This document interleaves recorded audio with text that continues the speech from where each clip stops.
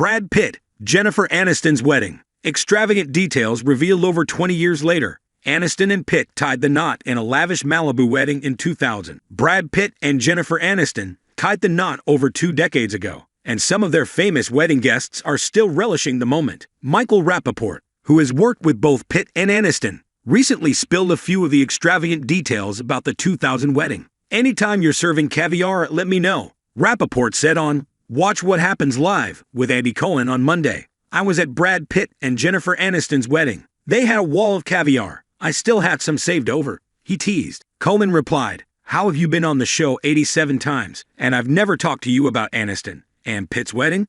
Rapaport joked that he was still shoveling down the dish, adding, "I'm still eating the caviar from there." The caviar wall was not the only thing that the atypical actor recalled. Billy Preston performed. Rapaport said, "A lot of bucks there." Aniston and Pitt tied the knot in July 2000 and divorced 5 years later. Since their separation, Pitt and Aniston have proven to still be friendly. In January 2020, their backstage reunion at the 2020 Screen Actors Guild Awards caused a social media frenzy. In multiple snaps, the exes were spotted smiling at each other. In one pic, Pitt held on to Aniston's wrist as she walked away after the two had a brief chat. Later that same year, the famous exes, along with Matthew McConaughey and a handful of other stars, participated in a virtual Fast Times at Ridgemont High Table Red in September 2020. Clips of the Table Red of the 1982 teen drama showed Aniston voicing Feed Kate's role of Linda Barrett, while Pitt played Judge Reinhold's character, Brad Hamilton. The two were spotted chuckling as they voiced a racy pool scene from the movie.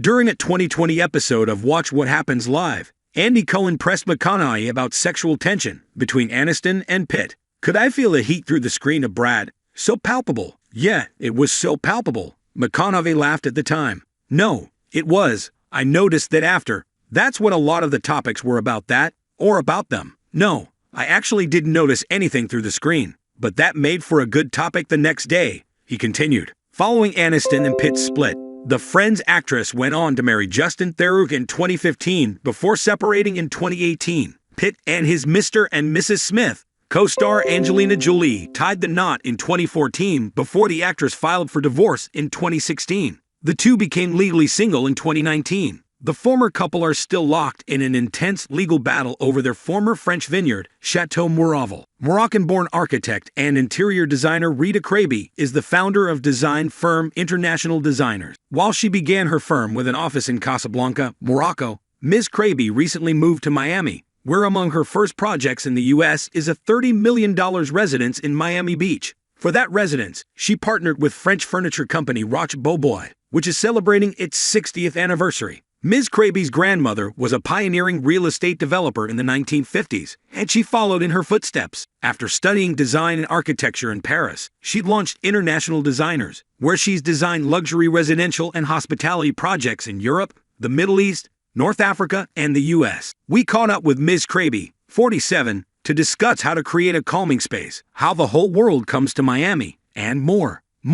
Trust your gut when it comes to real estate, says property developer and chairman of Almond Resorts, Mansion Global. Do you have any suggestions on how to create environments that feel zen, safe, and calming? Rita Kraby. Interior design is more than just the beautification of spaces. A well-designed environment should be evocative, and in these uncertain, trying circumstances, it's natural to want a space that evokes a sense of safety, calm, and well-being. The first thing is to get rid of any clutter, and to keep it simple. Whether people realize it or not, clutter can stir up feelings of stress and suffocation. You don't have to get rid of everything in sight. I would suggest displaying a couple of key pieces that are simply there to make you smile or are important to you. For example, you might consider something as simple as a framed picture of your kids, a blanket you made, a rare piece of artwork you stumbled upon on a trip abroad, or a quote that inspires you. I would also tell readers to pay attention to colors and light.